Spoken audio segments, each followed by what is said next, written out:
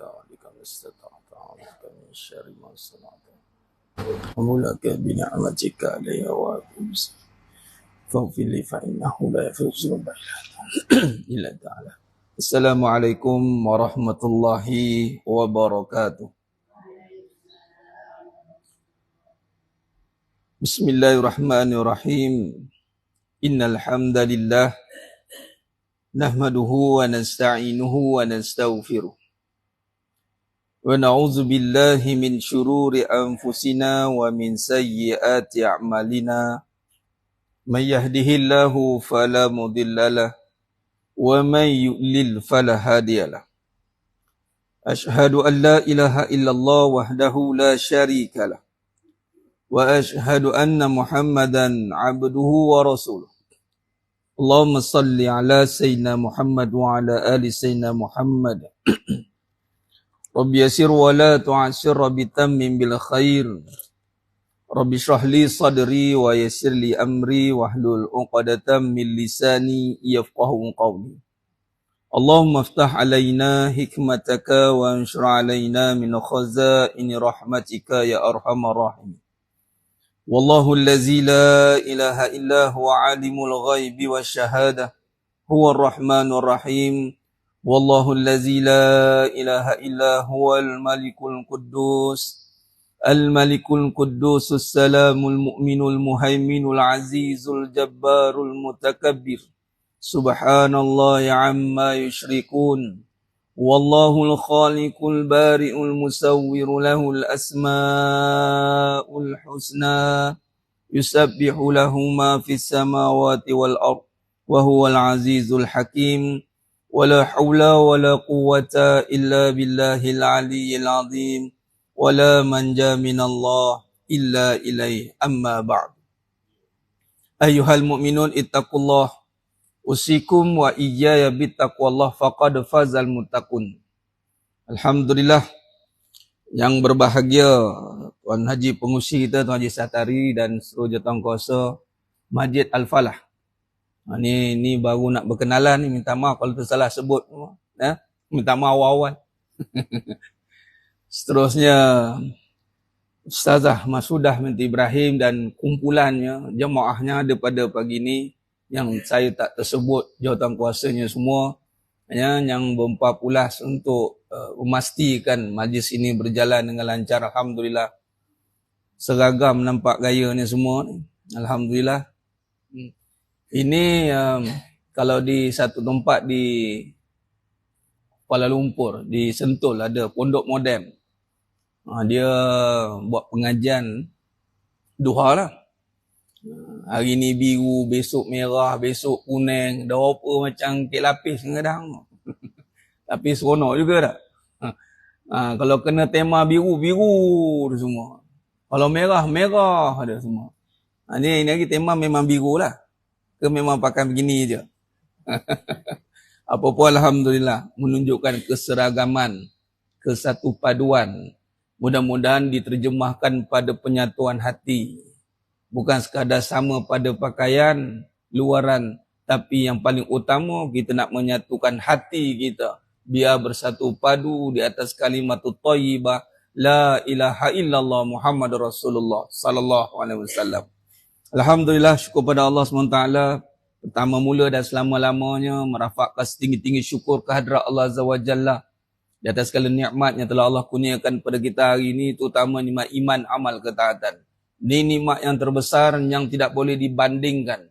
Satu nikmat yang mana Allah kurniakan kepada kita hari ini yang membawa kepada kegembiraan yang mampu menghilangkan segala rupa bentuk kesedihan dunia sepatutnya.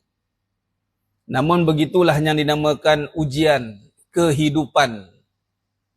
Fitnah mahya, Nabi ajar. Doa sebelum bagi salam. Berlindung daripada azab jahannam wa azabil qabr wa fitnatil mahya wal mamat. Fitnah kehidupan ni bukan sekadar sahaja kesusahan, namun kesenangan. Susah senang itu adalah fitnah, iaitu ujian.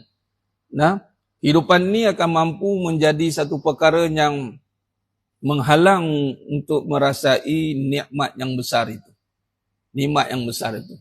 Alhamdulillah, apapun kita sebagai hamba-Nya ni, hamba Allah SWT, mestilah kita berusaha untuk kita keluar daripada gangguan, ujian, fitnah kehidupan ni, agar kita mampu merasai nikmat yang sebenar di dalam kehidupan ni, iaitu nikmat iman. Alhamdulillah. Jadi syukur pada Allah SWT, ini kali pertama saya sampai di Masjid Al-Falah ini. Kalau ikutkan ni hutan melintang ke Bagan Datuk lah. Bagan Datuk, hutan melintang. Hutan melintang, Bagan Datuk. Bagan Datuk atas lagi. Depan lagi. Ni hutan melintang lah. Alhamdulillah. Jadi ini pertama kali dan kiranya besar harapannya bukanlah kali yang terakhir lah. Jadi mudah-mudahan ada sambungannya. Ini mukadimah lah. Salam perkenalan. Salam silaturahim. Berbetulan pada hari ini bertembung. Patutnya saya tak ada kuliah lepas ni. Tapi saya ada kuliah di Zohor lah. Kuliah Zohor di Saint Debi di Damansara. Jadi habis pada ni sebab tu saya untuk permulaan ni mungkin singkat sikit lah. Tapi ke depan nanti insya-Allah. Sebab patutnya jadual saya tu Rabu minggu pertama atau kedua. Tapi kerana ada pihak pengurusan tersebut ada urusan lain, maka dia minta minggu ketiga. Adapun minggu ke depan saya tak dapat pula untuk anjak ke depan sebab saya ada kuliah pula di Kuala Kangsar. Jadi begitulah perjalanan saya ni. Alhamdulillah. Pertamanya terima kasih banyak pada pihak pengurusan, utamanya Masjid Al-Falah dan semua yang menganjurkan majlis kita pada hari ini kerana memberikan ruang untuk saya berkhidmat. Tadi dengar Jah kata, bimbinglah kami tiada ilmu ni, Allah Akbar. Saya dengar gerun rasanya saya. Gerun rasanya. Kerana apa? Kerana saya nyampai ni pun masih dalam bimbingan lagi. Masih dibimbing lagi. Masih mencari ilmu lagi. Saya masih belajar lagi. Sambung pengajian lagi. Yang di Kuala Kangsar tu menyambung pengajian lah. Alhamdulillah dalam bidang usuluddin. Dalam master dalam usuluddin. Masih lagi, orang kata bimbingan ni tidak boleh habis. Dan bimbingan yang seutama bimbingan ni adalah dibimbing. Saya setiap kali ceramah ni diperhatikan oleh ibunda dan ayahanda saya. Terutama mak saya lah. Mak saya tengok saya ceramah. Antara orang kata pun yang istiqomah lah. Dengar apa-apa ceramah saya, dia dengar. Kadang-kadang dia tanya, kau ceramah apa tadi? Kau kenapa kau macam gitu? Dia mula perhati. Memang dalam bimbingan. Dalam bimbingan. Dan apapun khidmat yang saya nak kongsikan itu khadam kepada ilmu ni menjadi satu kewajipan. Bila Allah berikan ilmu, maka wajib disampaikan. Apa ilmu yang Allah amanahkan kepada saya, maka wajib untuk saya sampaikan sekadarnya insya-Allah. Mudah-mudahan selebihnya Allah memberikan kefahaman yang sebaik-baiknya. Maka dengan itu kita berharaplah kepada Allah untuk berikan kefahaman. Ilmu ni dia memilih Tuhan. Ilmu milih Tuhan. Dan ilmu ini akan membawa kita kepada satu perubahan dalam kehidupan yang besar. Ilmu. Terutamanya ilmu tentang usul, asas kepada agama usuluddin, yakni Tauhid. Tauhid ni benar-benar akan mengubah corak fikir kita, corak perasaan kita, keyakinan kita, semangat kita, 360 darjah berubah. Jadi, perkara ini mesti diberi perhatian dan insya-Allah antara penekanan yang saya akan bawa dalam perbahasan nanti insya-Allah, tajuk besarnya adalah hakikat kehidupan. Syarah pengajian hakikat kehidupan. Kita akan kupas kehidupan bersandarkan Al-Quran. Di situ kita akan nampak bagaimana tafsir atau penjelasan Al-Quran yang menjelaskan kehidupan. Usul perbahasan bersandarkan tauhid dan tasawuf. Dalam kehidupan ni tertegak hidup ini dengan tauhid. Yakni mengesahkan Allah SWT. Illa liya'budun. Tidak Allah jadikan jin dan manusia semata-mata hanya saja untuk sembah Allah Ta'ala. Yakni menjadi hamba Allah. Yakni yang seutama-utamanya itu adalah mengesahkan Allah Subhanahu Ta'ala. Jadi kalau kita baca Quran itu, kalau kita lihat tentang Quran, memang dia duduk pada rukun iman. Rukun iman, kalau tengok mukadimah, mula-mula ayat surah yang pertama, ayat yang pertama, huruf yang pertama. itu merujuk kepada pengesaan, mengesakan Allah, yakni bismillah. Dengan nama Allah. Dengan nama Allah. Kalimah huruf ba itu isti'anah, pertolongan. Tidak boleh tidak, mesti dengan Allah. Malah Nabi SAW mengajarkan kita doa sebelum tidur. Bismikallahumma ahya wa amut. Nampak? Dengan nama Allah kita hidup dan mati. Bukan hidup kita ni dengan bolehlah ustaz, hidup apa ada. Bolehlah meniaga ni buat hidup-hidup. Tak boleh.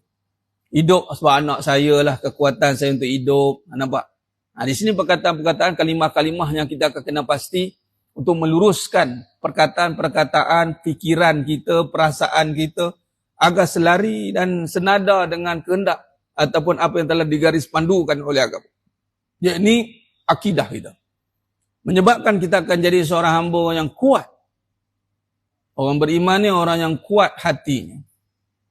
Berhadapan dengan segala cabaran yang Allah persembahkan untuk kita. Kerana apa? Kerana kita orang beriman. Orang beriman ni memang layak diuji. Bunyi ujian, uji ni susah senang, dua-dua sekali. Tapi permulaan susahlah. Sebab ujian memang orang beriman layak diuji. Sebagai contoh peperiksaan lah. Yang layak mengambil peperiksaan, yang boleh masuk di orang peperiksaan yang selayaknya. Yang tak layak tak boleh masuk. Macam itu. Jadi orang beriman ni selayaknya memang layak orang beriman ni diuji. Kerana apa? Kerana dia ada iman. Dia ada iman. Jadi iman inilah kita nak perharusi, kita nak mendalaminya di dalam kehidupan. Terutama dalam berhadapan dengan isu-isu hati. Soal hati.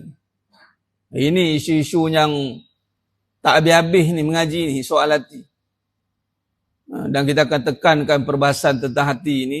Dan ianya menjadi intipati dalam kehidupan seluruhnya. Sebab hidup ni pusing mana, pusing kiri, pusing kanan, atas bawah, semuanya soal hati. Balik-balik nanti aku tak puas hati. Kalau balik-balik nanti aku puas hati lah. Ustaz ceramah puas hati. Ataupun aku tak puas hati betul dengan ceramah. Kamu tak payah panggil lagi lah. Dia kata, cukup lah. Contoh. Asyik mengena aku, dia cakap ni nak mengena aku ni kata. Contoh lah. Ni kat negeri Pasir Dua Butir. Ini kalau jemaah sini semua alhamdulillah bagus-bagus. Apa yang datang, yang Allah datangkan, diterima dengan baik. Dan saya pula, bila Allah ditakdirkan, kita akan beri yang terbaik. InsyaAllah. Dan atas amanah yang diberikan. Baik. Jadi sebelum kita jauh berbahas dalam perbahasan kita, hakikat kehidupan ni, taruh sikit nama ni, Faridul Firdaus. Nama dalam IC tu Faridul Firdaus.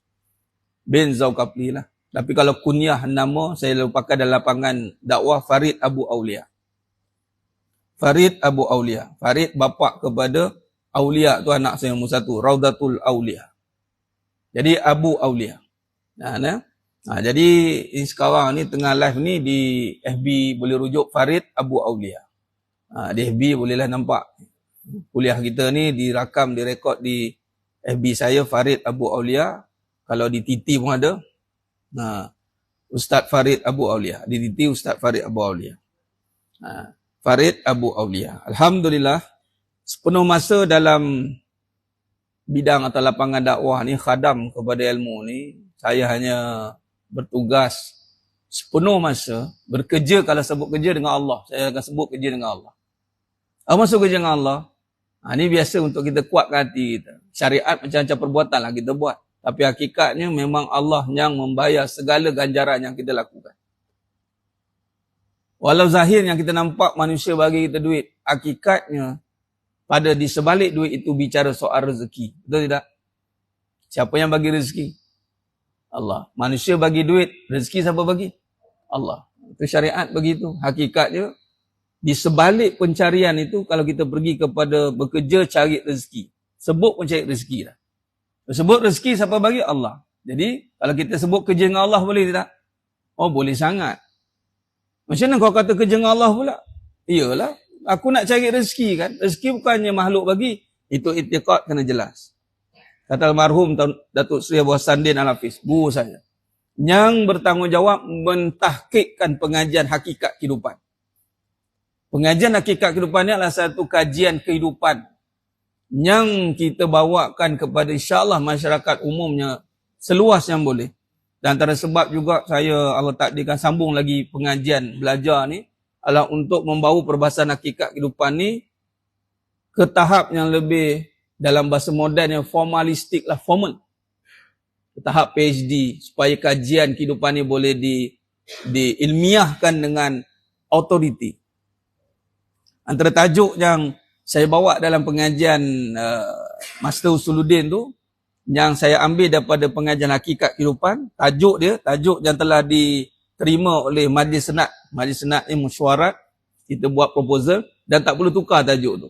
Tajuknya adalah peranan akidah. Peranan akidah dalam mendepani tekanan kehidupan. Bersandarkan sifat wajib bagi Nabi SAW. Bunyi macam biasa, upam bila kita tengok balik, perbahasan akidah secara khusus dalam mendepani masalah tekanan kehidupan ni tidak dibincang dengan halus. Ada pun mengambil pandangan. Tetapi akhirnya perbahasan tekanan hidup ini, perasaan itu dibincang dengan umum, akhirnya terpulanglah masing-masing. Macam itu. Ada yang nak buat dengan cara Islamik boleh, cara konvensional pun boleh. Dia macam itu. Kalau pendapat pandangan dari sudut Islamik begini. Kalau pandangan dari sudut konvensional begini. Konvensional tu maksudnya awam, umum. Tapi bila kita bawa balik peranan akidah, maka di sini kita akan kaji dengan mendalam. Ya, ini kepercayaan. Akidah ni adalah kepercayaan. Kepercayaan kita terhadap siapa? Itu dipersoalkan dalam hidup lah. Kepercayaan yang terus tanpa had. Kepercayaan yang tanpa ada sekatan-sekatan. Contoh, percaya buat rezeki. Percaya? Tapi ada sekatan. Kalau tak ada duit, mau ada rezeki, Ustaz. Nampak. Akhirnya bila tak ada duit, tak ada rezeki. Betul ke istilah tu? Betul tak? Betul ke? Salah kan? Bila tak ada duit, sebut tak ada rezeki. Tidak benar jemaah sekalian. Kenapa tidak benar? Kerana nisbah atau isbat. Kita sandarkan rezeki, itu bukan pada benda. Rezeki pada Allah. Betul lah terjemahan pada rezeki itu salah satunya adalah apa yang kita dapat ni semuanya. Kurniaan lah. Dan kurniaan pun belum tentu lagi menjadi kebaikan. Contoh Allah bagi kita sihat. Betul lah. Tapi berapa ramai yang sihat, dia lalai. Dia bermaksiat. Dia ingkar, dia kufur, wa na'udzubillah min zalik, sehingga kesihatan itu anugerah bertukar menjadi istidraj. Dan itu bukan dinamakan rezeki dah.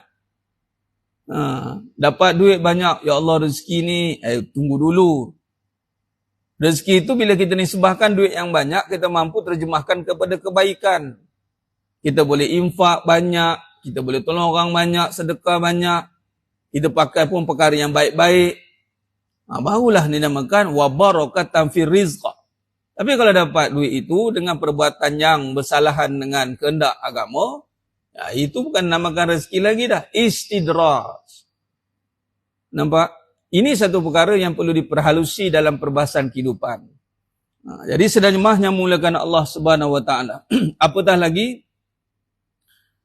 lagi dalam kehidupan kita ini, jemaah yang dimulakan Allah Subhanahu Wa Taala, antara perkara yang mesti kita letakkan perhatian adalah ancaman yang berlaku di dalam kehidupan kita.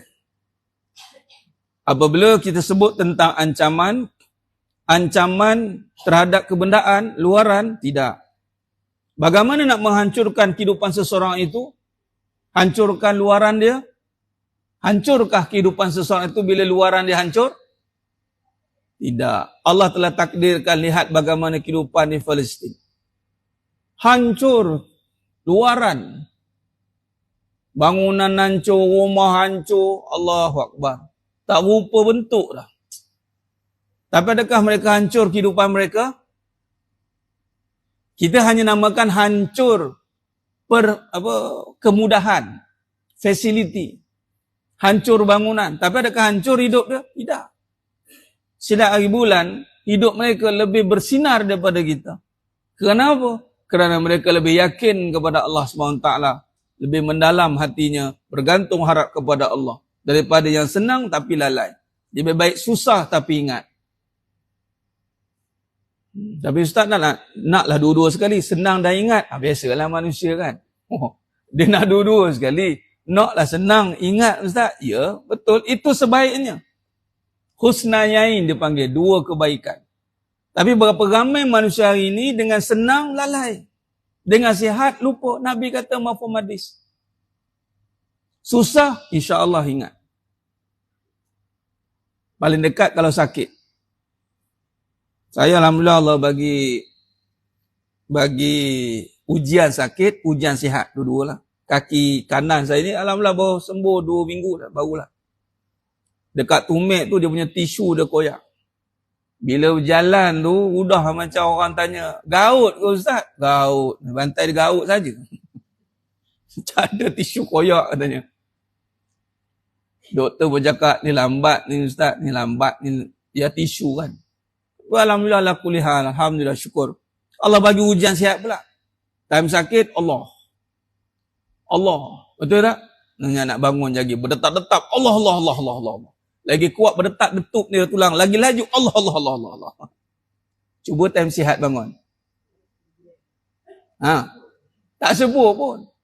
Sebut juga, makan apa hari? Nak gimana katanya? Emoh lah kita katanya. Laju aja bangun tu. Mentang-mentang lah awak tak ada apa sakit, bangun tegak macam itu. Orang sakit jenuh berpapah nak pegang macam ni. Awak pun sakit juga. Bila bangun tu Allah. Dah rupa orang cacat dah. Macam tu jalan lah. Bolehlah parking kat OKU tu. Turun macam tu kaki. Ya Allah. Sebut Allah. Ni bagi sihat ni. Alhamdulillah. Sehingga kan kita simpulkan untuk melihat hidup ni dari kedudukan innalillah atau alhamdulillah. Pilih.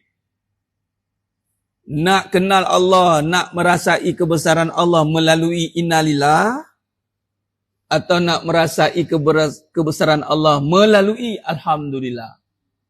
Pilih, kata Allah. Allah bagi akal, sila pilih. Tapi itulah, terkucilnya banyak kepada innalillah. Dan innalillah baru boleh dapat alhamdulillah. Betul lah tu. Tak apalah daripada langsung tak sebut kan. Tapi alangkah baiknya alhamdulillah, itu yang terbaik. Sebab memang Allah bagi nikmat dunia ini untuk kita syukurinya. Tapi ancaman yang besar, balik pada ancaman tadi, adalah ancaman pada hati. Yang mana dikatakan sendiri oleh Iblis dalam surah Al-A'raf ayat 17. Ini ayat mesti dihadam, telan, lumat dalam hati dan pikiran. Kenapa? Kerana Allah rakamkan ancaman nombor 1 oleh musuh nombor 1 kita. Kita hidup kita ni boleh rasa selesa ke jemaah sekalian kalau dalam ancaman? Boleh selesa ke? Tak boleh. Apa saja kemudahan yang ada, sekiranya kita berada dalam ancaman, tak ada keselesaan. Apa saja yang ada lah dalam hidup ni. Cakaplah kemudahan apa yang ada. Silakan. Tetapi semua tu tidak akan bermakna bila ada ancaman. Nah, begitulah kehidupan kita jemaah sekalian. Bila ada ancaman. Hari ini orang semua nak mencari kesenangan kehidupan, tetapi dia lupa ancaman. Begitu juga dengan amalan. Mencari amalan untuk mendapat fadilat dan ganjaran, tapi barang perlu diingat jemaah sekalian. Amalan itu boleh menyebabkan kita pahalanya menjadi ibarat debu bertebangan. Macam mana tu Ustaz? Saya penat-penat beramal ni hilang menjadi debu. Ya, itulah nama ancaman. Berapa ramai hari ni yang beramal, akhirnya dia meluahkan keadaan yang tidak senang untuk beramal. Contoh kita tolong orang. Tolong orang ni amalan kecil ke besar? Oh ya Allah besar malam tolong orang ni.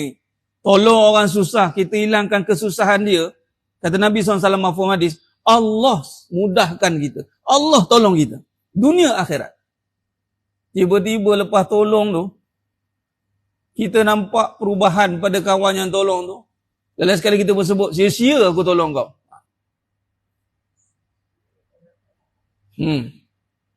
Nampak?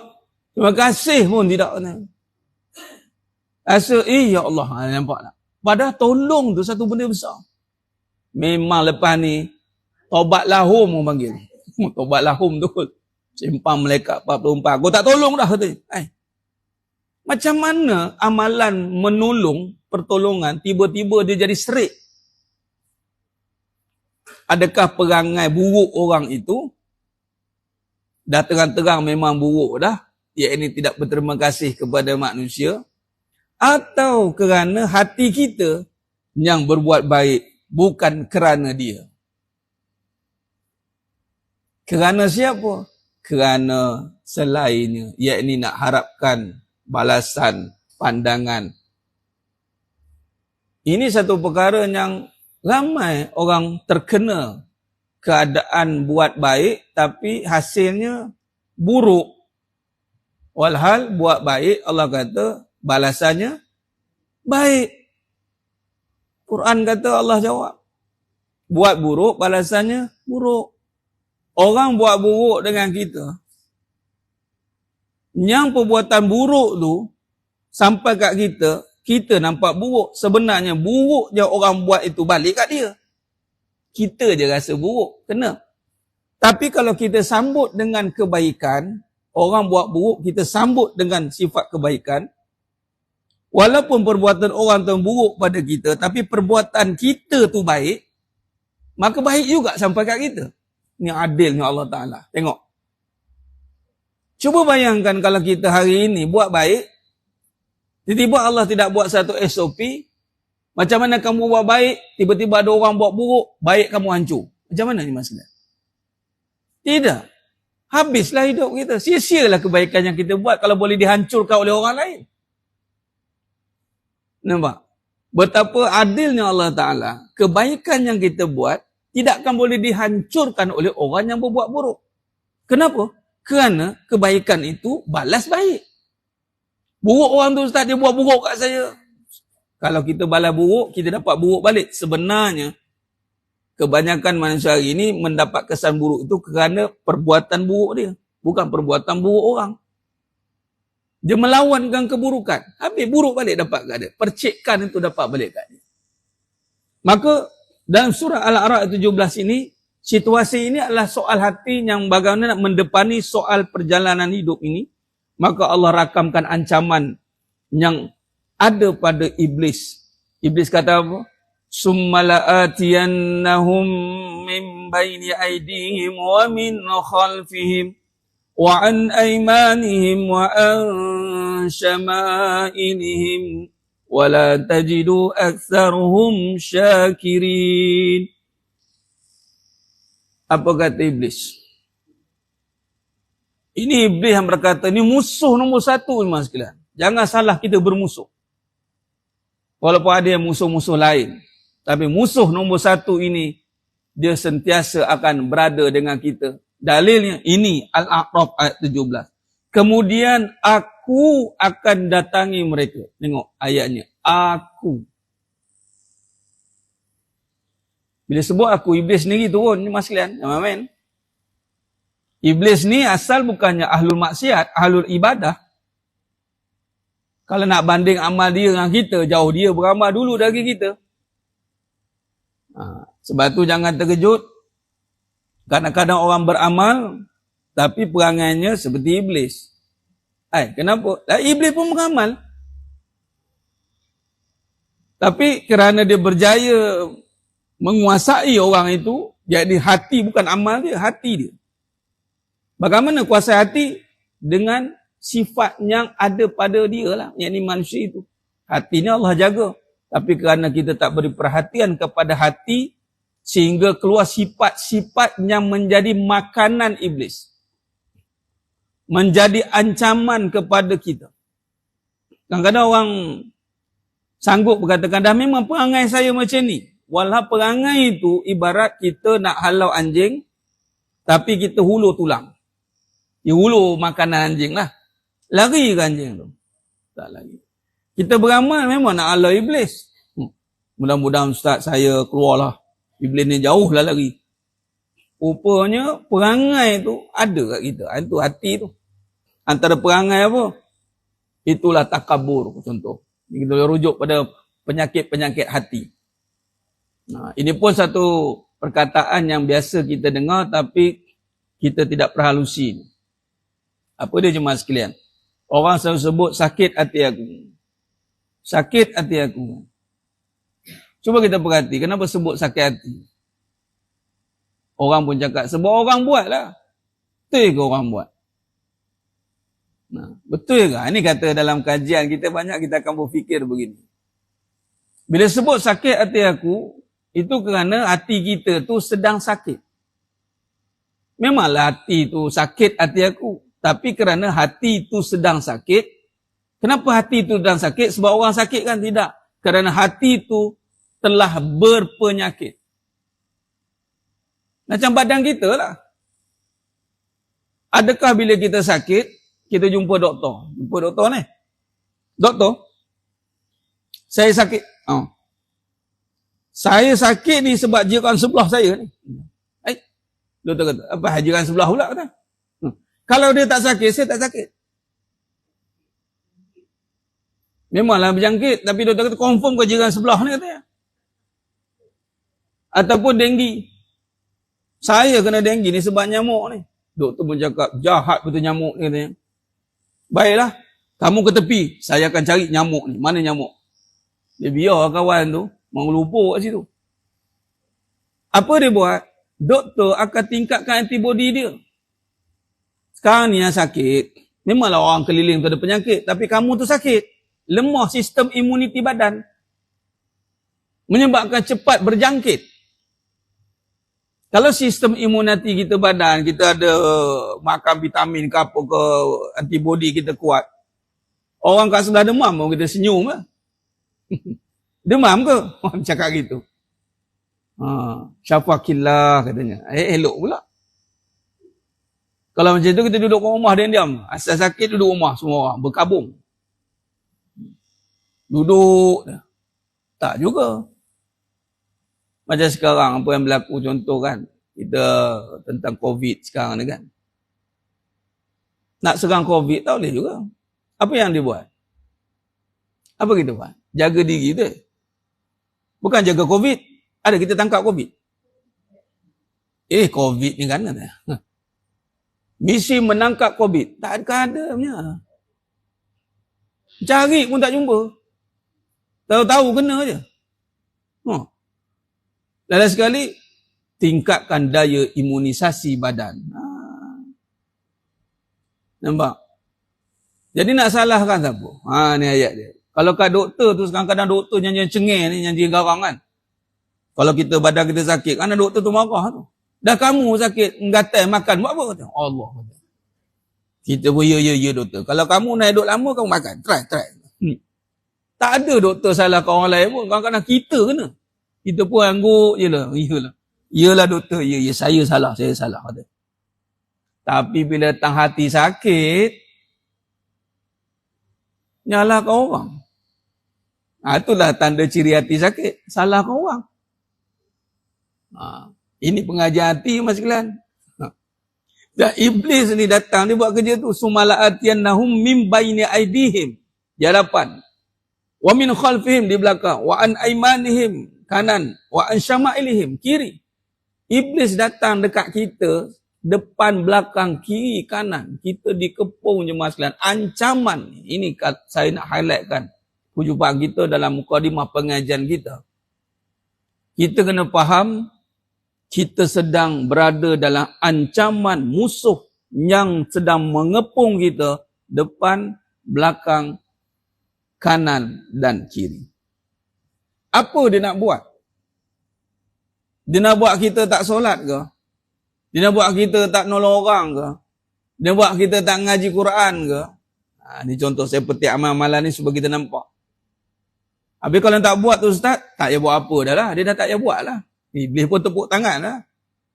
Setara yang buat pun belum tentu selamat. Yang buat pun belum tentu selamat. Yang tak buat, lagilah tak selamat. Sadaqallah nazim awal lah. Ini setara yang buat pun belum tentu. Malah kadang-kadang dia suruh buat lagi ada. Silakan. Aku takkan kacau kau solat. Silakan. Tapi aku akan buat kau. Apa kata Iblis? Allah rakamlah. Wala tajidu aksaruhum syakirin. Iblis jawab dekat Allah, kau tidak akan dapati mereka bersyukur.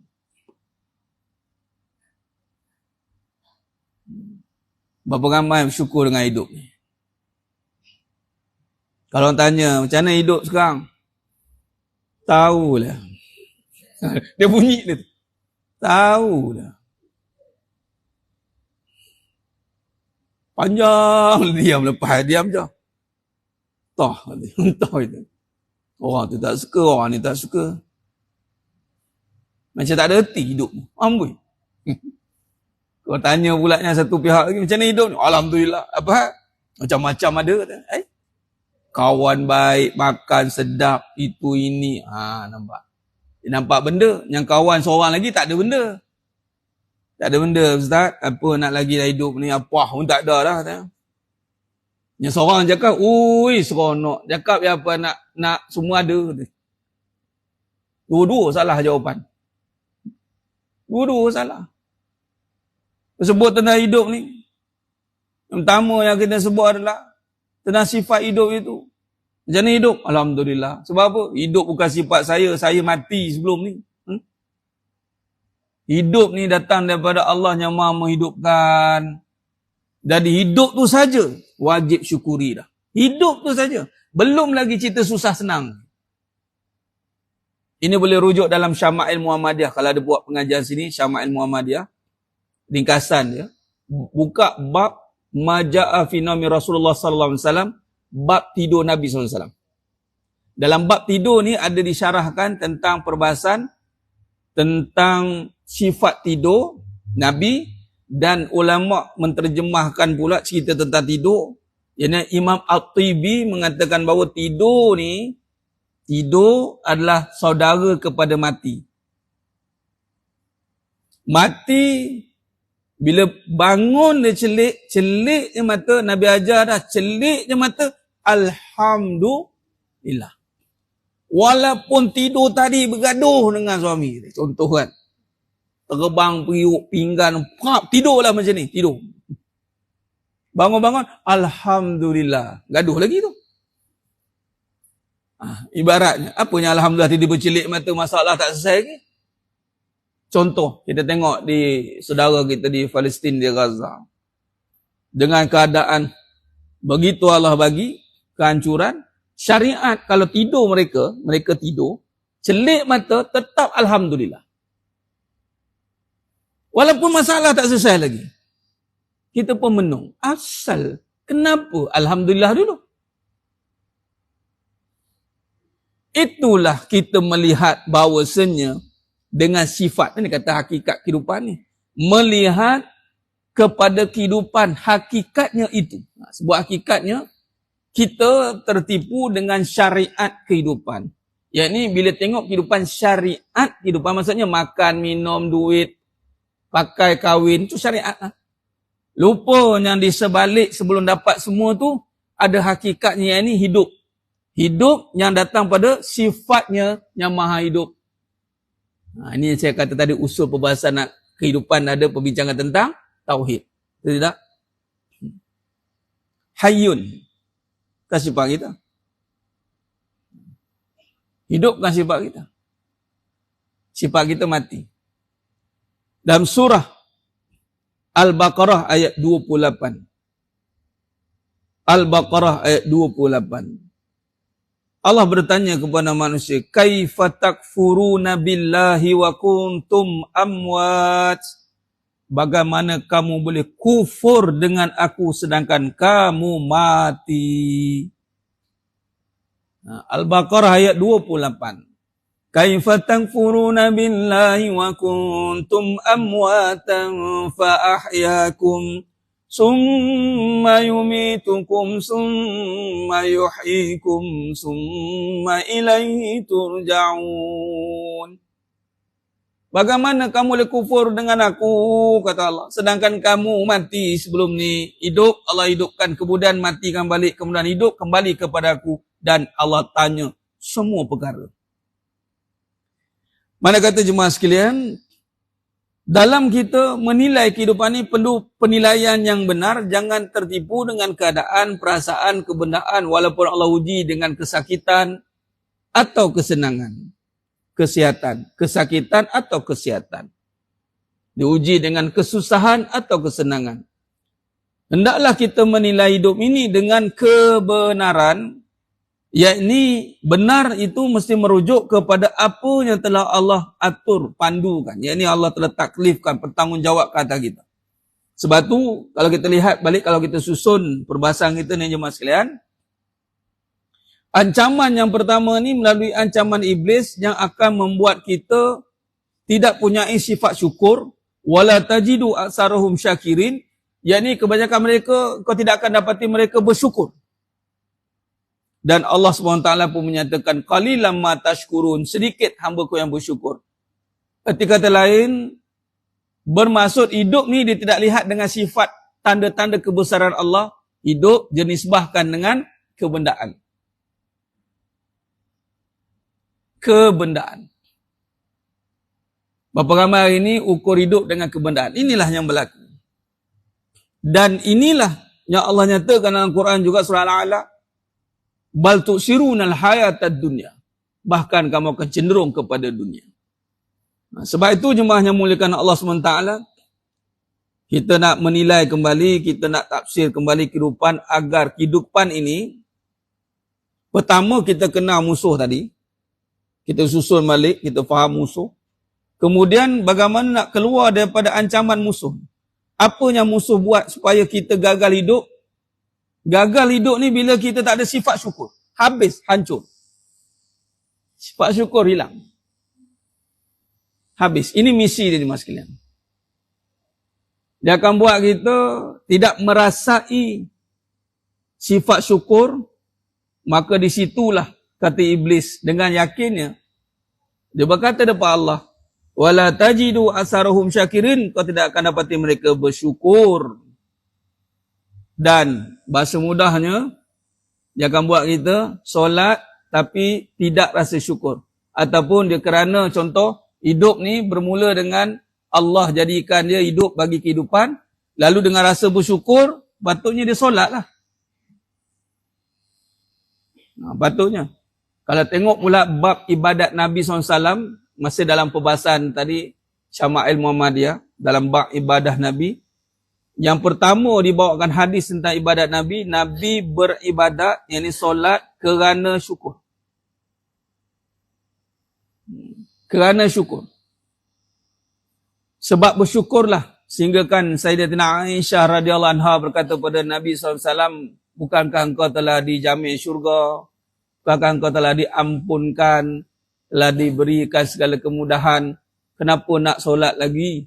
Sampai bengkak-bengkak kaki. Lalu Nabi jawab apa? Salahkah untuk aku menjadi hamba-Nya yang bersyukur? Kita hari ni agak-agak macam mana? Contohlah, saya lah datang tadi kan daripada Shah Alam. Saya duduk Shah Alam. Sejam 10 minit sampai dah. Keluar pukul 8. Laju. Itulah. Motor bawa. Saya ngikut je. Motor bawa, saya ngikut je. Tengah nak datang sini dapat mesej. Dapat mesej kata apa? Tahniah, anda dijamin syurga. Patah balik saya. Ustaz tak datang, saya dapat WhatsApp jamin syurga. Nak buat apa lagi? Tanya. Balik je lah, betul tak? Agak ni masing-masing dapat mesej. Tahniah, anda ahli syurga. Jumpa Ustaz mana semua orang? Ahli syurga dah Ustaz. Allah. Agak-agaknya lah. Kan kita kan beramal nak ke situ. Ni dasar umum kan. Kalau agama tak ke situ, nak ke mana lagi? Hati-hati dengan pahaman. Ini pun ada dalam peribahasa hakikat kehidupan. Yang ni pahaman liberal. Pahaman liberal ni, dia kata apa? Belum tentu datang kuliah, solat, dia masuk syurga. Belum tentu. Dah tu kalau belum tentu masuk syurga, moh kita pergi kelab malam ni kita. Apa pula kata? Dah kamu kata belum tentu. Aku nak pergi kelab malam lah. Kita ceramah kat kelab malam. Pula mengata macam ini ke demo ni. Tadi kata pergi masjid belum tentu ke syurga. Mari kita pergi kelab malam tengok. Tempat-tempat hiburan. Mula mengata pula kan.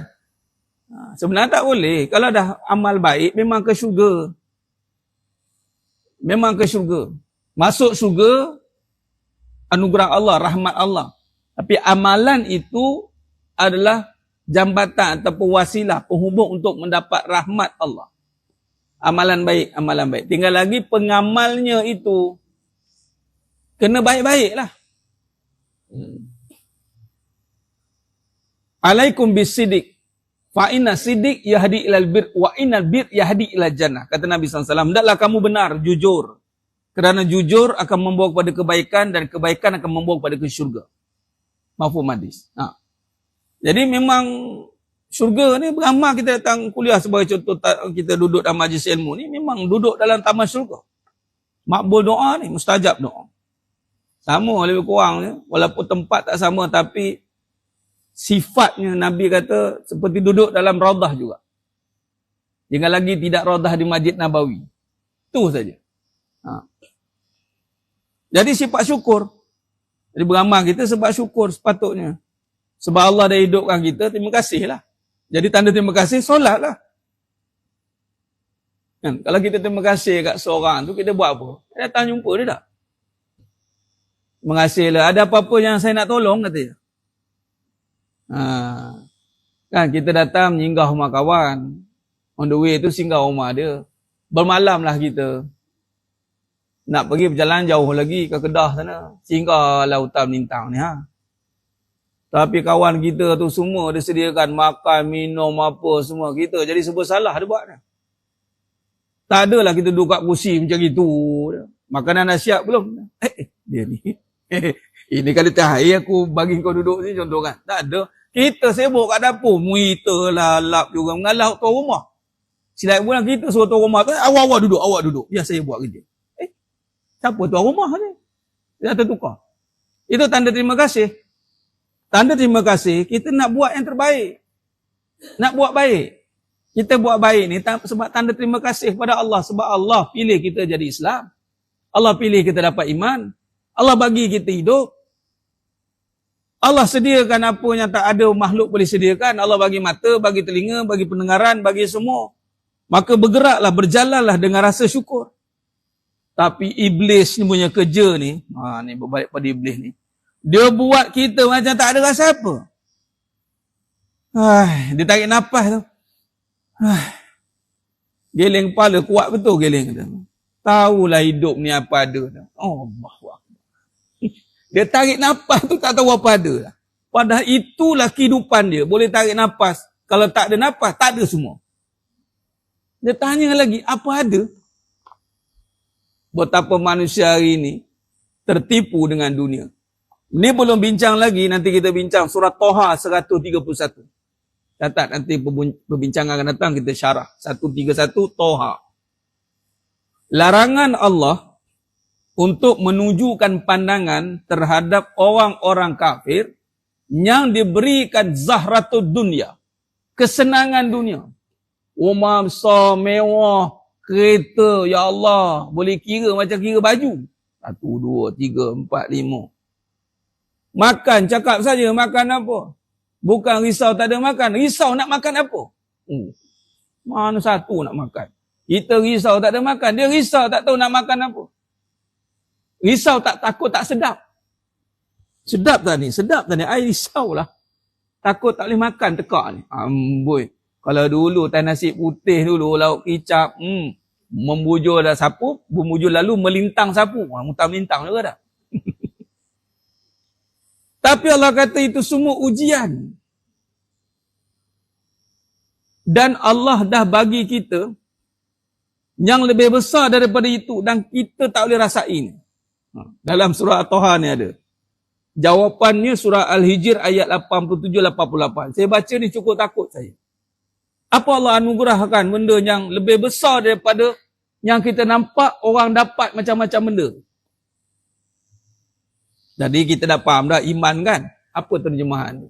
Dalam surah Al-Hijr ayat 87-88 terang-terang Allah jawab apa? Allah bagi kita surah Al-Fatihah. 7 ayat yang dibaca berulang-ulang. Tapi kita baca Fatihah, Fatihah je ke kata? Fatihah je. Je tu. Ya Rabbi. Kita rasa baca Fatihah ni, tak tahu apa kita rasa. Nampak nak?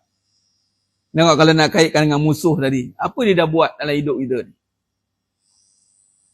Bila dia tutup sifat syukur ni, apa yang dia buat? Dia akan buat kita meremehkan anugerah Allah. Ini yang kita takut sangat.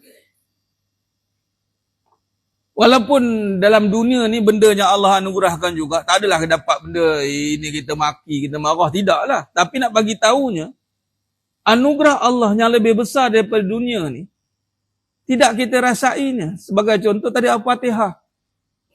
Al-Fatihah ni, Allah turunkan ayat Al-Fatihah ni, ayat surah Al-Fatihah dan Al-Baqarah 2 ayat akhir. Satu-satunya ayat, 2 ayat tadi, Al-Fatihah dan Al-Baqarah, yang pintu langit, 7 pintu langit terbuka. Turun, malaikat bawa. Masa turun suratul Fatihah. Surah lain terbuka. Dan kita baca di dalam solat. Solat ni apa makna? Jumpa Allah.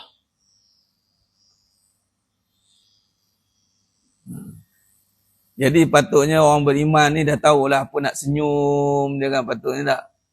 Ini kadang muncul, lepas muncul tahu ni. Kita tengok takut dia. Ini nak makan orang ke tu. Wah senyum, ajar senyum, dia faham senyum, alhamdulillah ada Fatihah. Ada Fatihah. Jawab gitu. Jawab dengan ilmu lah. Nanti kita syarahkan tengok. Sebab tu baca Fatihah tu senyum sebab terbuka, membuka segala-galanya. Nah, jadi jemaah yang muliakan Allah Subhanahu Wa Taala. Kita nak bawa balik kehidupan ni pada perbincangan yang benar agar kita tidak tertipu dengan keadaan dunia, bukan seronok dengan keadaannya, bukan sedih dengan ketiadaannya, tapi kita seronok apabila Allah pilih kita untuk berbuat baik padanya, yakni pada kehidupan kita. Mestilah dimulai dengan akidah yang benar. Dan kita rujuk pada Al-Quran, kita tengok perbahasan-perbahasan yang jelas sebenarnya kalau kita tengok cara kita faham hidup ni, bertentang dengan apa yang Al-Quran kata. Bertentang memang sekalian. Sebagai contoh penutup, saya kena tutup awal. Boleh? Ada soalan? Ada soalan ke? Macam nak tanya soalan, nak angkat tangan macam tu. Bolehlah dia tanya soalan. Cari, tutup sikit dengan tanya soalan. Contoh dalam surah Al-A'raf. 100.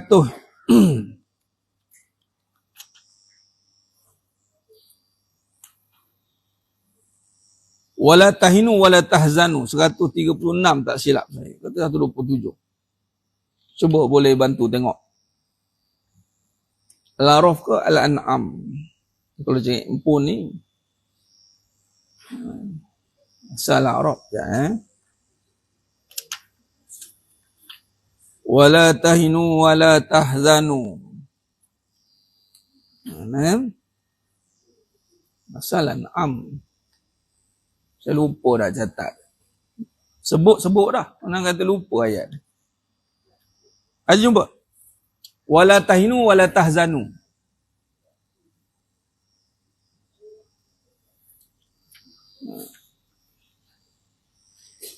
Tak apa. Siapa jumpa bagi tahu. Ayat di depan dia Al-A'raf atau Al-An'am. Tak silap saya. Salah satu. Saya silap Al-A'raf. Saya tak silap saya Al-A'raf 130 lebih. Ke 120 lebih. Yang ni mashaf ke tafsir senang sikit cari. 127. Tak jumpa.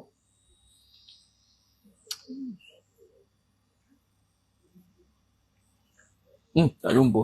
Tak apa, tak apa. Tengok mana yang duk online ni, kalau duk jumpa, dia akan share. Ha? Ya, terima kasih aja. Ali Imran 130. 139. Terima kasih aja. Ali Imran. Cuba tatat masa. Ali Imran. Okey, terima kasih, terima kasih. Alhamdulillah. Saya lalu miss. Sebut lalu dah. Ali Imran 139. So, tengok apa kata Allah kat situ. Dalam kehidupan. Tengok.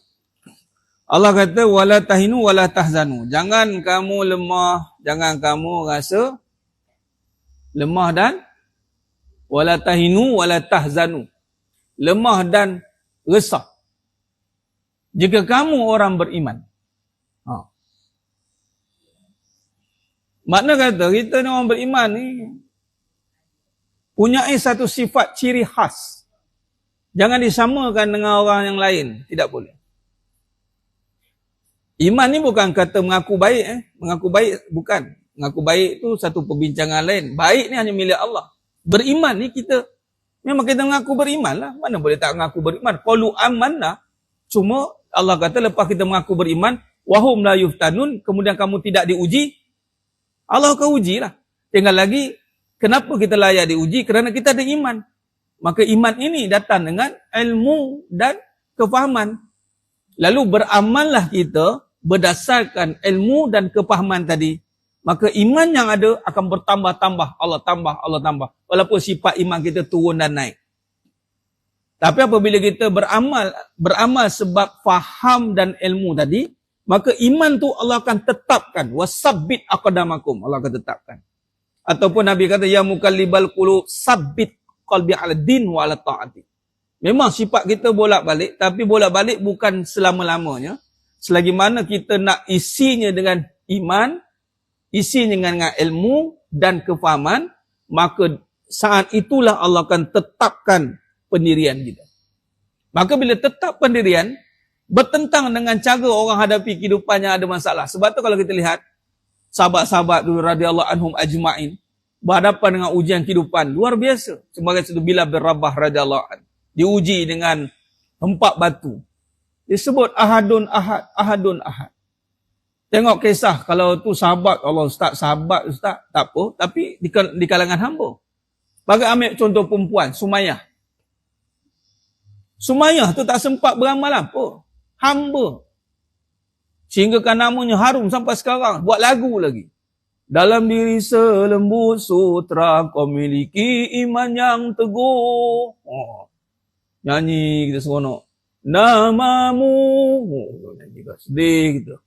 Tahu tak apa ujian tahap-tahap Sumayyah ni? Tu, anaknya, suaminya, keluarganya disusun depan dia, disula seorang-seorang. Ya Allah. Kita dengar, ya Rabb. Tapi dia boleh relax gitu. Sebab apa? Allah bukakan hijab dia. Tawaran yang dia bakal dapat. Sehingga anak dia kata, jumpa. See you in Jannah. Masya Allah. Ini satu semangat. Sebab tu bila kita buat penceritaan begini mas kak, kita kat Al-Quran, kita mengaji. Quran ni membawa semangat kat kita. Semangat. Tak perlu cari bahan lain. Tinggal lagi cara kupas kepada kehidupan tu kena betul. Ni ada satu buku yang tengah rancak di kempen. Harap-harap jemaahnya ada kat sini yang menonton, jangan belikan, marah pula kawan tu. Tapi kena kata jugalah. Sebab apa? Dalam perkataan dia tulis apa? Selain daripada Al-Quran. Dalam dia nak kempen buku tu, selain daripada Al-Quran, buku ini juga boleh bagi kekuatan. Kita screenshot dia cakap tu. Habis. Tajuk dia, ibu kena kuat. Dia macam tahu dia tajuk tu dia. Ada pernah nampak ke dah beli? Buka-buka berderai mata dah menangis. Apa hal? Ya Allah, sedihnya jadi ibu ni. Kenapa sedih? Kalau rujuk pada Al-A'raf Ali Imran 139 tadi, kenapa sedih? Cuba. Bukankah nanti setiap kebaikan yang kamu lakukan ganjarannya syurga? Ada orang pergi kerja, dapat gaji 1 juta, menangis-nangis pergi kerja. Ada tak? Apa hal kamu ajar nangis-nangis ni, dah dapat gaji 1 juta ni. Sedih, ya Allah. Ajar mana ajar, ya Allah 1 juta dia dah bagi, ya Allah. Hari-hari pergi kerja menangis. Udahlah ajar, kamu berhentilah. Seian aku tengok kau menangis-nangis ni. Tahulah sedih dapat 1 juta ni. Pergi menangis, balik menangis. Ya Allah berhentilah kamu. Ada? Ke pergi kerja senyum. Apa? Ada lah kata. Kongsilah ke aku. Mana boleh. Biar aku je dapat. Nampak? Kamu ni sanggup kerja pagi sampai ke petang, petang sampai ke malam. Apa kau dapat? Dapat duit lah. Tiba-tiba kita buat amal, dapat pahala, nangis. Mana lagi mahal? Pahala ke duit? Nah, ini berbalik kepada ancaman musuh tadi. Dia berjaya mengikis rasa mahalnya pahala. Ya, kita perlukan duit. Kita perlukan juga habuan dunia tu, keperluan kita. Tapi taklah sampai menyedihkan kita. Betul tak? Melainkan kita tak mampu merasai anugerah yang lebih besar daripada harta. Yakni pahala. Ya Allah. Saya bawa tajuk ni, saya kadang-kadang mengah. Saya mengah. Mengah tu sebab apa? Risau, saya pun takut tak dapat rasa tu. Saya mohon Allah Ta'ala bagilah rasa. Antaranya apa kita nak lawan tu, macam Ustazah sebut. Ustazah datang tempat saya, ya Allah, mencemaduli tu. Datang anaknya, bawa datang. Jemput. Mudah-mudahan macam nak minang rasanya. Besarlah kiranya datang waktu saya kata saya akan datang. Ajar datang tempat saya buat pengajian. Kokok nanti nak pergi jalan ke sana, pergilah. Setiap hari Ahad. Rumah kampung teratap warisan roh pengajar kitab Tauhid ni. Nanti pun saya sentuh juga kat sini insyaAllah. Pengajian setiap hari Ahad pukul 9.30 pagi sampai tengah hari insyaAllah. Jadi nak lawan tu, bila saya pergi kadang-kadang orang tanya, Ustaz jauh dia. Situ saya nak uji kepuasan saya. Memanglah keluar tadi, nak pergi ke tak nak? Pergi ke tak nak? Datang kadang tu. Rasa ni. Tengok jam sejam lebih. Tengok map 2 jam tau. Kalau map 2 jam. Kan? Tiba-tiba sampai 1 jam 10 minit. Rasa macam Allah angkat tu. Datang sampai. Sungguh. Awal sampai tu sungguh. Tengok map tadi betul-betul. Saya sampai tu lajak sikit sepatutnya. Kadang ulang-alik tu pergi, contoh saya mengaji kan. Ulang-alik Kuala Kangsar macam gitu dia. Pergi pagi, petang balik, macam gitu. Sebab saya nak rasa. Ada rasa macam give up tak? Kau letih kan, kadang-kadang letih tu kan datang perangai itu tu. Balik, mak letih ni dia kata. Padahal pergi kerja tu, pahala kan, patutnya tak? Dah lah, pahala dapat duit pula tu. 2 kali. Patutnya senyum balik. Senyum, pahala dapat, duit dapat, kan? Ini muka muncul dah balik. Nak tengok pula sepah. Tengok bapak ni mundur, nyanda tu. Ya Allah. Naik antu aku kata. Naik antu aku. Naik syekh kata. Udah terabang tudung ke sana, dah sepah, marah. Apa jadi? Nampak? Bila penat ni. Tapi bila kita balik, betul-betul ya Allah yang kita minta bagi rasa. Sebab itu antara doa yang kita minta. Nak lawan wala tajidu asarul syakirin ni, pahala tadi. Tak bersyukur kita. Allah bagi pahala, kita tak boleh rasa. Ya Allah. Rasa semangat. Penat tapi semangat. Hilang penat. Betul tak? Macam ni balik. Nak shoot balik, zap, nak kena sampai 12.30. Memang atas jalan. Tapi kita rasa puas lah. Macam aja duduk lama-lama kan. Pergi pukul 9 sampai 11. Ustaz boleh ni 2 jam saja kak. Ya Allah. Duduk keras itu. Orang kat luar cuma tengok. Apa demo buat keras kat dalam tu. Tapi lapang hati saya Ustaz. Daripada duduk serabut kat luar. Betul tak? Mana betul dia tu. Seronok. Mana dah rasa tu. Itu kita nak ubah dalam hidup supaya kita rasa puas. Memang tak semua benda yang kita buat setimpal dengan hasil kita, kerja kita tu. Tapi kita nak dapatkan puas tu. Supaya yang dapat hasil tu insya-Allah Allah akan cover kat mana-mana nantilah. Tak semua benda yang kita buat itu dapat hasil macam tu. Sebab ini dunia je masalah. Dunia ni kita tak tahu apa ending dia. Kita tak tahu. Tapi yang kita pasti, sekiranya kita buat amal di dunia ini dengan mengikut keadaan yang benar, niatnya ikhlas kerana Allah, maka Allah akan bagi pahala. Jadi jemaah yang mulia Allah Ta'ala. Baik, begitulah sikit sebanyak perbahasan kita pada pagi yang penuh barakah ni dalam kita bawa syarah apa dia, hakikat kehidupan bersandarkan tauhid dan tasawuf, yang kita akan tafsirkan kehidupan merujuk kepada Al-Quran dan kita seimbangkan. Kita nak selaraskan agar kita ni insya-Allah kita beramal dah, syukur alhamdulillah. Tinggal lagi kita nak pandang hidup kita ni sebab daripada kehidupan ni lah nanti akan menjaga amal balik. Kehidupan yang kita faham nanti akan menjaga amalan kita balik. Sebab amalan itu akan duduk dalam kehidupan. Di ibarat bekas ni, cawan ni. Amalan-amalan kita nak duduk dalam. Yang memegang amalan tu apa? Hidup kita ni. Ni kehidupan. Kalau kehidupan ni rosak, habis bersepai habis amalan tu. Walaupun ada juga, tapi bimbang bila dah berterabur jatuh atas tanah tu, kotor lah. Itu tamsil. Tapi kalau elok kemas di kehidupan elok dia pegang ni, maka amalan yang walaupun sedikit, tetapi elok tak kotor, tak orang kata apa, tak jatuh, elok terjaga. Itu lebih baik daripada amalan yang banyak, tapi bersepah kat lantai. Ambil satu, pasir. Ambil lagi kutip. Dah kutip-kutip pegang, jatuh lagi. Kutip balik. Itulah tamsil, contoh kepada kehidupan. Kehidupan yang baik akan menjaga ataupun akan membuahkan amalan yang baik. InsyaAllah. Sebab tu kehidupan ni tidak boleh dipandang mudah. Tidak boleh ambil mudah-mudah kepahaman. InsyaAllah mudah-mudahan ni persiapan kita lah. Untuk kita persiapkan diri. Untuk balik bertemu dengan Allah Rabbul Jalil. InsyaAllah. Saya kira cukup setakat tu dulu. Terima kasih banyak kepada semua jemaah yang hadir atas perhatian yang diberikan. Mohon maaf atas kekurangan saya dalam penyampaian.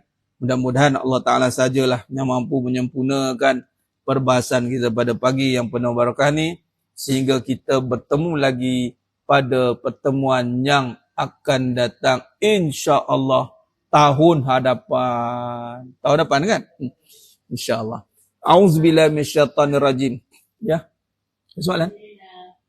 Oh ya, okey guys. Ya.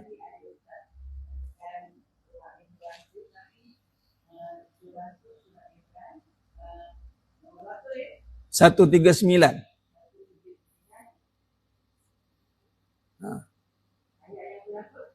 Ayat yang ke-139. Surah Ali Imran ayat 139.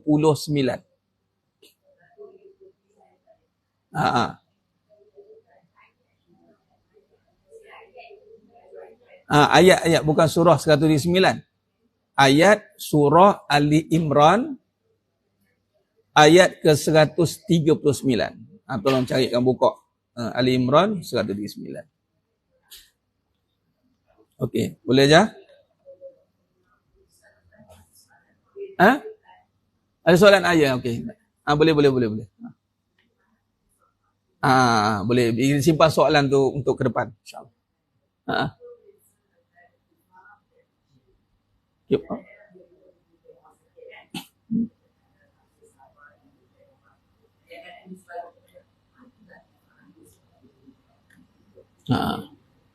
Jadi bagaimana kita membeza sama ada ujian dari Allah atau Okey, baik. Terima kasih Hajar. Hajar bertanya, bagaimana nak bezakan satu-satu perkara itu ujian atau kafarah? Kafarah. Yang ini penebus. Okey, baik. Yang pertama, ujian. Kita bahas sebab ujian. Ujian itu adalah semua yang berlaku dalam hidup kita.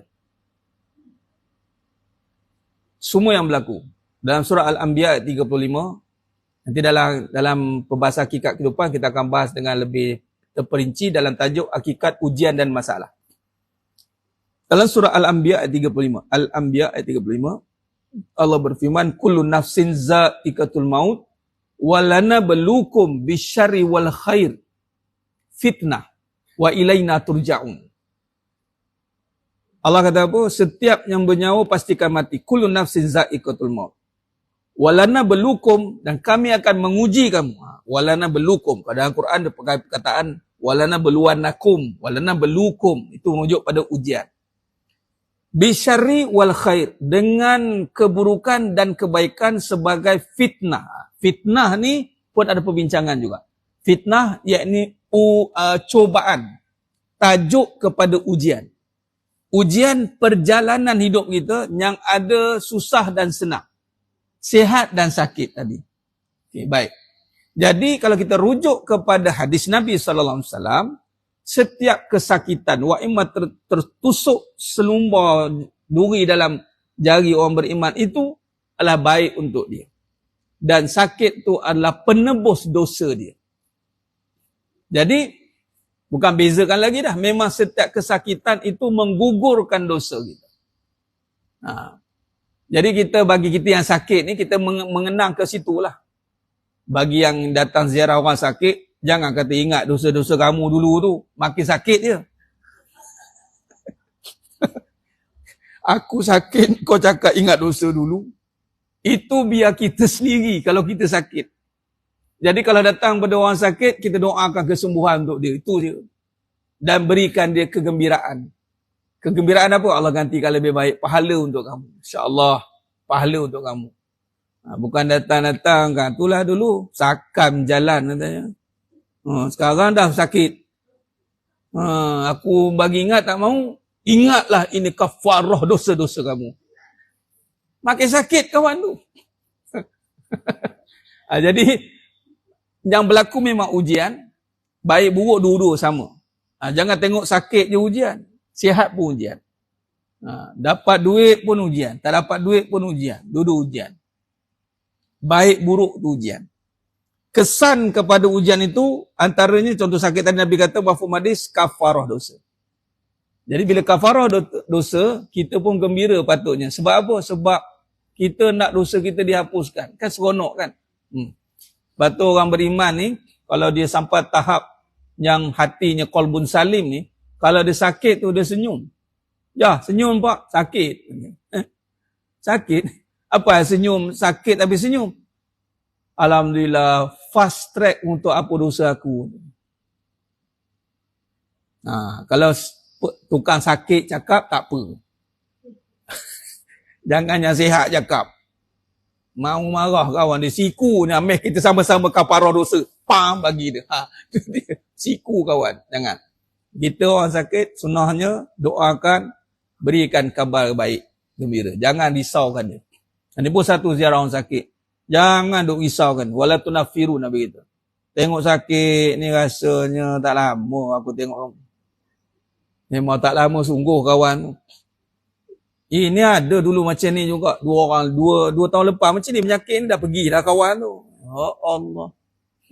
Atau pergi ziarah tengok ini. Ini kena buat-buat orang ni. Ini kuat ni sihir dia ni. La ilaha illallah cakap. Tak payah nak komen sakit.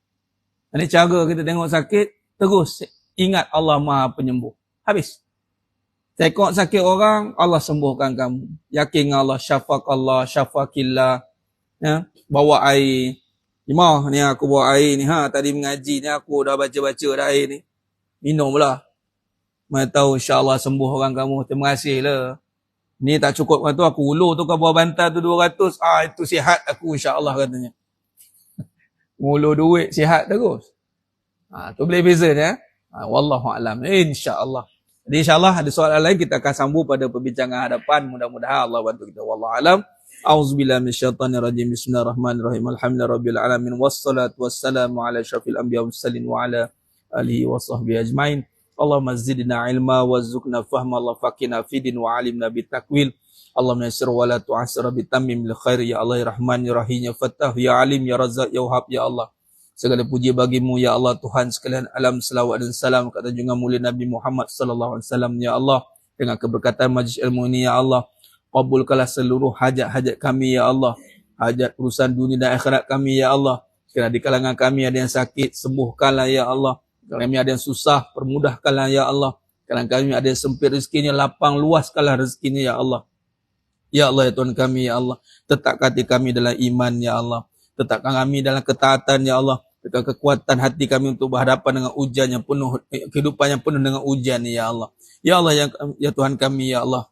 Ya Allah, menangkanlah umat Islam di seluruh dunia, khususan di Palestin, ya Allah. Di Gaza, ya Allah. Selamatkanlah mereka yang dianiaya, dizalimi oleh musuh-musuh Islam, ya Allah. Zionis, ya Allah. Hancurkanlah musuh-musuh Islam ni, ya Allah. Dengan kekuasaanmu, dengan keagunganmu, ya Allah.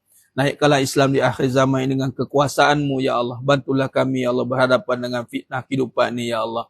Rabbana amanna faghfir lana dzunubana wa qina adzabannar. Rabbana atina fid dunya hasanah wa fil akhirati hasanah wa qina adzabannar. Wa sallallahu ala sayyidina Muhammad wa ala alihi wasallam. Walhamdulillahi rabbil alamin. Taqabbalallahu minkum. Alhamdulillah. Saya menampung malih sekali, mudah-mudahan Allah rahmati kita semua. Kita tangguh aku qouli hadza wa astaghfirullahalazim wa lakum wa billahi taufiq wal hidayah. Assalamualaikum warahmatullahi wabarakatuh. Tangguh dengan tasbih kafarah dan suratul as. Subhanakallahumma wa bihamdik asyhadu an la ilaha illa anta astaghfiruka wa atubu ilaik. Bismillahirrahmanirrahim wal 'asr. Innal insana fi khusr illa allazina amanu wa amilus solihat wa tawassaw bil haqq wa tawassaw bis shawab. Wallahu a'lam bissawab. Amen.